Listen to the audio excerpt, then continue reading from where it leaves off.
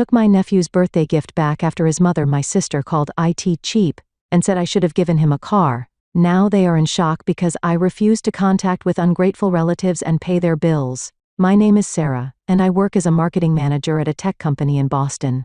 6 years ago, my life changed when my older sister Lisa's marriage fell apart. Lisa and her husband Mark had a terrible relationship for years. He was selfish, immature, and as soon as they divorced, he practically vanished from their son Tyler's life. Tyler was only 10 when it happened, and overnight, he lost his father, his home, and his sense of security. Mark refused to pay proper child support, claiming financial hardship despite working a decent job.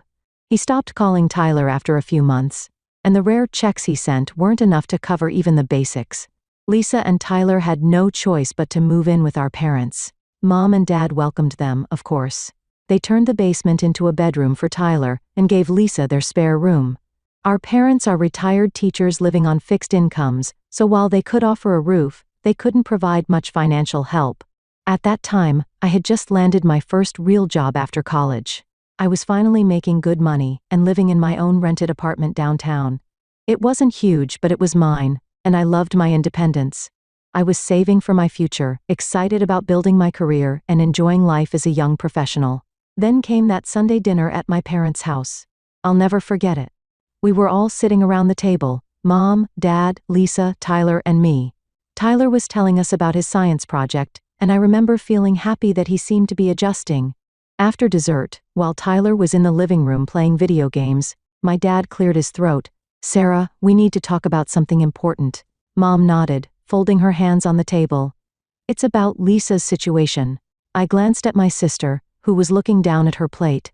"Lisa's having a really tough time," Dad continued. "She found a job at that department store, but it doesn't pay much.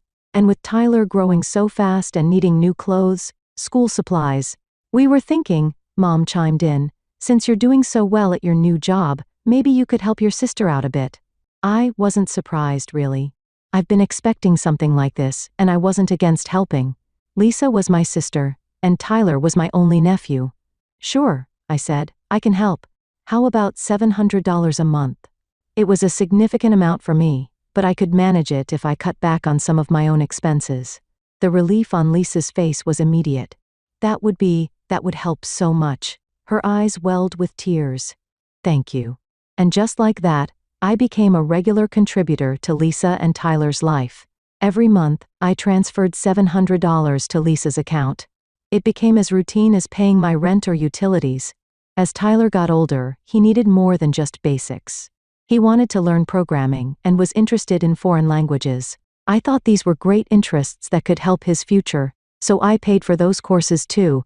For his 11th birthday, I gave him a PlayStation 5 that he'd been dreaming about. His face lit up when he opened it, and that made all the extra work I was taking on worth it.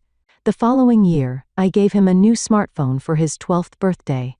For Christmas, I usually went all out too. Nice headphones, a tablet, whatever he was into that year. I wanted him to have nice things despite his parents' divorce. Lisa eventually moved out of our parents' house, finding a small 2-bedroom apartment for her and Tyler. I helped with the security deposit and first 3 months of rent to get them settled. I visited them often, bringing groceries or taking them out for dinner. During our family dinners, which happened at least twice a month at our parents' house, Lisa talked a lot about her dating life. She was determined to find someone new, going from one dating app to another, meeting different men every week. What she rarely mentioned was her job situation. I knew from our parents that she was constantly jumping between positions, retail stores, administrative work, waitressing, never staying anywhere long enough to build a career. My parents were covering most of her basic expenses while my money went to extras for her and Tyler. A year after I started helping Lisa, I received a significant promotion at work, almost doubling my salary. I was thrilled and decided to start saving for a down payment on my own apartment instead of continuing to rent. At the next family dinner, Dad asked how work was going. "Actually, I have good news," I said, smiling. "I got a big promotion.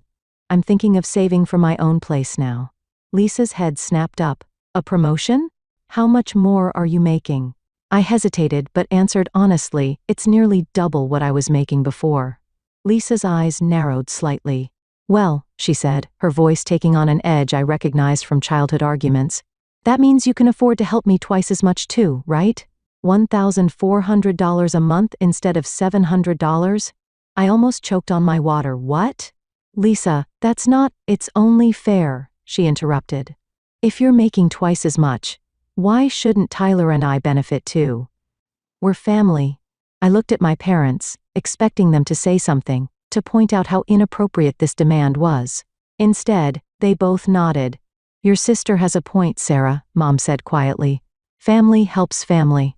And it's not like you have children of your own to support. I felt cornered. 3 pairs of eyes were staring at me, waiting. Tyler was the only one not present, having gone to a friend's house after eating. Actually, Lisa said, leaning forward, $1,500 would be better. Tyler needs braces soon, and his programming courses are getting more expensive. Under pressure, feeling like I had no choice, I nodded. Fine. $1,500 a month. But as I drove home that night, I couldn't shake the feeling that something wasn't right in this arrangement. It felt less like helping and more like an obligation, or worse, an expectation. The new financial arrangement settled in quickly. Every month, $1,500 left my account and went into Lisa's. I had to cut back on my own expenses and extend my timeline for saving up for a down payment, but I managed. I told myself it was temporary. Eventually, Lisa would find a stable job and get back on her feet. When Tyler's 13th birthday came around, I showed up at my parents' house with a mid-range electric scooter. Something told me I needed to set a boundary. Tyler seemed pleased enough when he opened it, but Lisa sat in the corner with a sour expression all evening. I probably didn't live up to her expectations. The next 2 years passed in a similar pattern. I kept sending money, though I started to notice that Lisa's social media showed frequent restaurant outings, new clothes and weekend trips that seemed beyond what her part-time retail job could support. Meanwhile, I was putting in extra hours at work, taking on additional projects, and slowly building up my savings for a place of my own. Finally, at 31, I managed to buy my first apartment. It wasn't grand, a 1-bedroom unit in a decent but not fancy neighborhood, but it was mine. The down payment had taken every penny I'd saved, and the mortgage payments were steep, but I felt proud. I decided to host a housewarming party. I invited family, friends from work, and a few neighbors. When Lisa and Tyler arrived, her eyes darted around, taking in every detail of my new place. Tyler, now 14, muttered a congratulations and immediately asked for my Wi-Fi password. Later, as I was refilling the snack bowls in the kitchen, I overheard Lisa whispering to one of our cousins. Tyler and I deserve a place like this more than she does. We're the ones cramped in that tiny rental. My hand froze mid-reach for the chips. The unfairness of her statement stung. But I decided not to confront her. This was my special day, and I wasn't going to let her ruin it. Over the next year, I noticed a new pattern emerging. Tyler, now 15, began dropping hints about cars whenever I saw him. It started subtly. Mentions of friends whose parents were already planning their 16th birthday presents. Casual comments about which models he thought were cool. At first, I didn't think much of it. Most teenagers get excited about driving. But then I noticed Lisa posting photos of Tyler on her social media, standing next to shiny new cars at dealerships, captions like someone's getting excited about his birthday next year. One photo showed Tyler behind the wheel of a new Audi, with the caption, trying out his dream car. Now we just need a generous fairy godmother to make it happen. I laughed when I saw it. The manipulation was so obvious it was almost comical. A new car? The latest smartphones and laptops I'd given him over the years had already stretched my budget. But a car, especially the luxury models they were posing with, was on an entirely different level. 2 weeks before Tyler's 16th birthday, Lisa called to confirm I was coming to the party at our parents' house. Of course, I said. I wouldn't miss it. Great, she said, her voice oddly cheerful. You're bringing your gift, right? Something special? I've got it covered, I replied neutrally. Tyler's so excited, she continued. He keeps talking about what his cool aunt might get him. I refused to take the bait. I went online and ordered the latest iPhone model for Tyler, an expensive gift by any normal standard. I thought it would be practical, something he'd use every day. I had it gift wrapped and tucked a nice card inside, genuinely hoping he'd appreciate it. On the day of Tyler's party, I arrived at my parents' house to find it filled with relatives, some of Lisa's friends, and several of Tyler's classmates. The atmosphere was festive, with balloons and streamers everywhere. When it was time for presents, everyone gathered in the living room. Tyler opened gifts from his friends first: video games, headphones, gift cards. My parents gave him an expensive watch. Then Lisa handed him an envelope. "From me, sweetie," she said. Tyler opened it and pulled out a card. Inside was a voucher for driving lessons. "Thanks, Mom," he said, giving her a hug. Then he looked around expectantly. "Is that everything?" Lisa's eyes fixed on me. Sarah still has her gift. All eyes turned to me as I handed Tyler the neatly wrapped box. He took it, and I noticed a flicker of disappointment cross his face even before he opened it. He tore off the paper, opened the box, and stared at the new iPhone. Then, without warning, he tossed the box onto the coffee table with a clatter. "Seriously? This is it?" The room went silent. I felt my cheeks burn with embarrassment. "Tyler?" I began, I thought. "You could have given me something way better with your salary," he interrupted, his voice loud and angry. "Everyone knows you make tons of money." I stared at him, stunned by the entitlement in his voice, the echo of his mother's attitudes. Lisa stepped forward. "She's too stupid," she said with contempt. "We've been hinting for months that you need a car, and she brings this cheap, pathetic thing instead." Something inside me snapped. All the years of being treated like an ATM, all the increasing demands, the lack of gratitude, it all came to a boiling point. I slammed my hand down on the table, making everyone jump. "Enough," I shouted. "I am sick and tired of supporting you and your son, Lisa. I've given thousands of dollars over the years, paid for classes, birthdays, everything. And this is the thanks I get?" Entitled demands for a car, I grabbed the iPhone box from the table. "If you don't like my gift, fine, I'll take it back. But I am not buying a car." The room was dead silent. Tyler looked shocked. Lisa's face had turned red with anger. Our relative shifted uncomfortably, avoiding eye contact. No one spoke as I collected my purse and jacket. I drove home in tears, my hands shaking on the steering wheel. I couldn't believe what had just happened. 6 years of financial support, and this was how they treated me? Like I was nothing but a wallet with legs? My phone started ringing as soon as I got home. "Lisa?" I rejected the call. Then my mother, rejected. My father, rejected. They called one after another, like they were taking turns. I turned my phone to silent and poured myself a glass of wine, trying to calm down. Around 9 p.m., I checked my phone. 12 missed calls and a flood of text messages. I reluctantly opened them. "Mom, Sarah, you embarrassed us in front of everyone. Call me back immediately. Lisa, how dare you walk out like that? Tyler is devastated. Dad, we raised you better than this. Your behavior was shameful. Lisa again. You're selfish and greedy. Always were. You owe Tyler an apology and a proper gift." The messages continued, each one more accusatory than the last. Not one of them acknowledged that maybe, just maybe, Tyler's reaction to an $1,100 phone was inappropriate. Not one considered that I had any right to decide how to spend my own money. I didn't respond. I needed time to think, to process what had happened.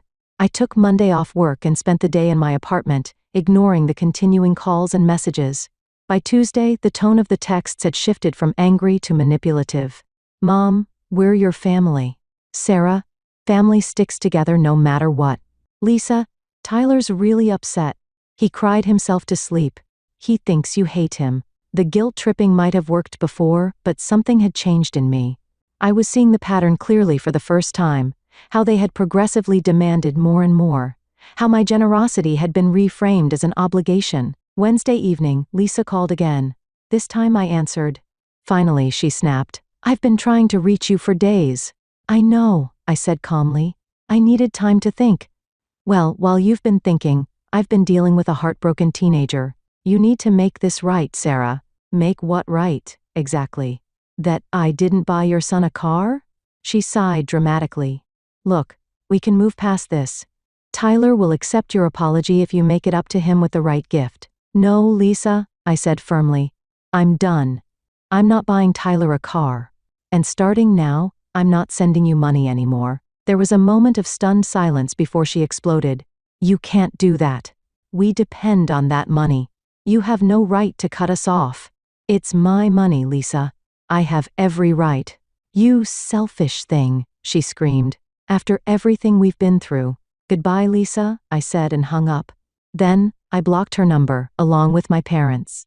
I also blocked them all on social media. I needed a clean break, time to reestablish boundaries without their constant pressure and guilt.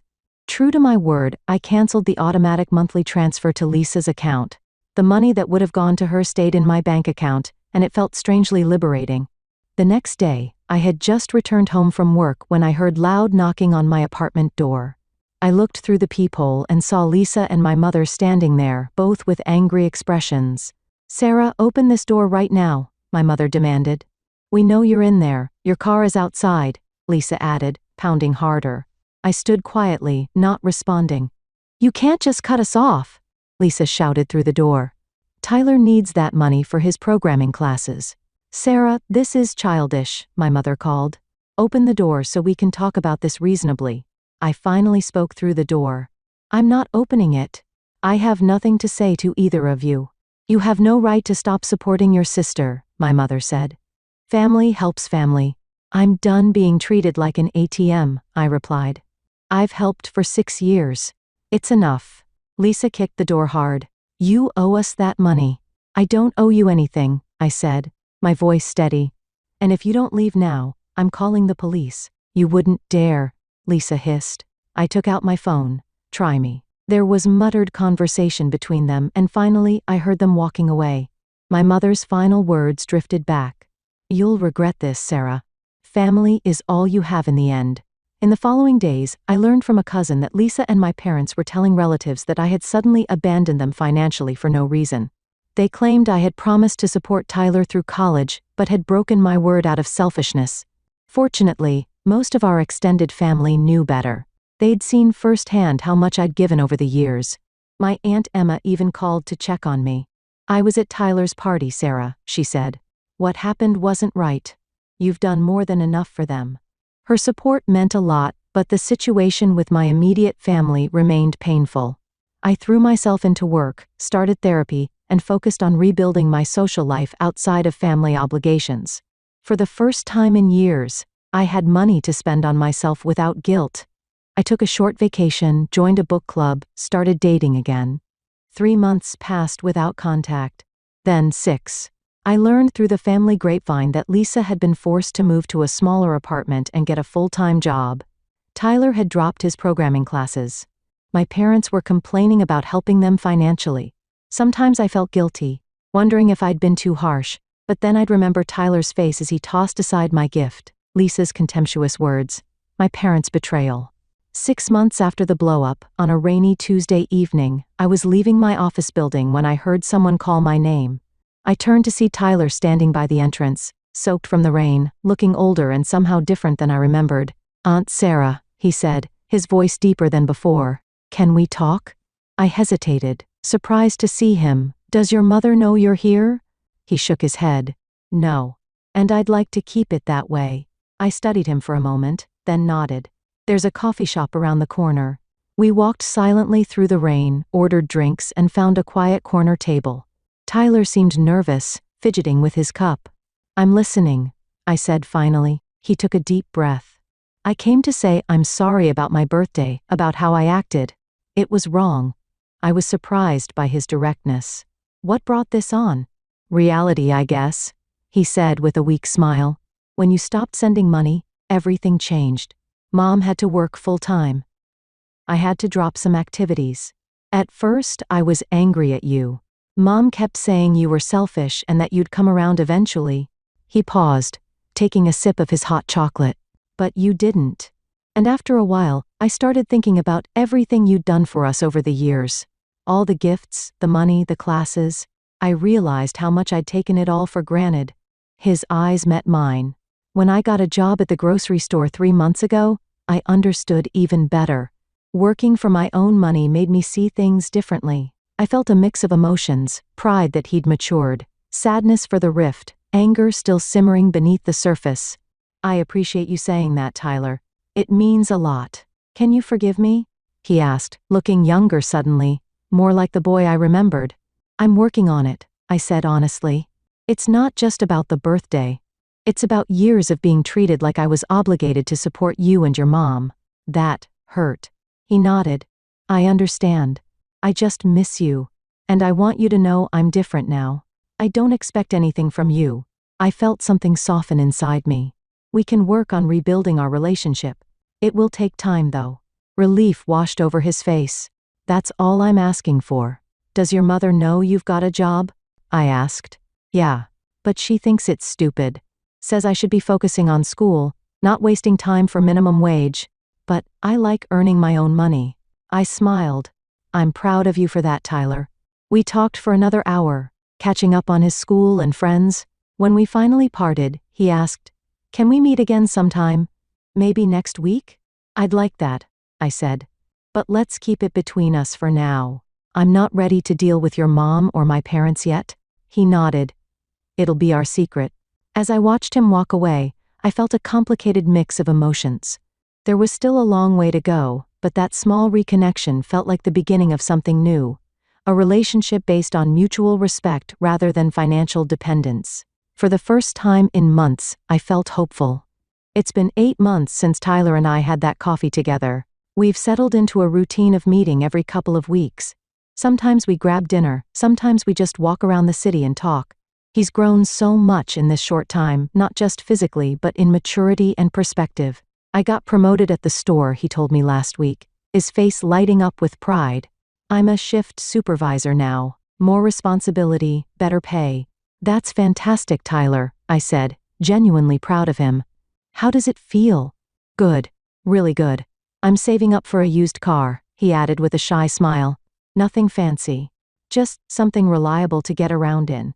I nodded, appreciating the irony but saying nothing about it. The Tyler who had thrown a tantrum over not getting a luxury car for his birthday was gone. In his place was this thoughtful young man who understood the value of working for what he wanted. Our conversations never involve requests for money, and I don't offer any. It's a clean relationship now, based on genuine connection rather than financial dependence. Sometimes he tells me about his struggles or asks for advice, but never for cash. And that makes all the difference. As for Lisa and my parents, I haven't spoken to any of them since that day at my apartment door. Through Tyler and other relatives, I know that Lisa continues to struggle financially. She jumps from job to job, never quite finding stability. My parents still support her, covering her rent when she falls short and helping with Tyler's school expenses. Sometimes I wonder if I should reach out, try to mend those relationships. But then I remember how they treated me, not as a daughter or sister, but as a resource to be exploited. The wound is still too fresh, the betrayal too deep.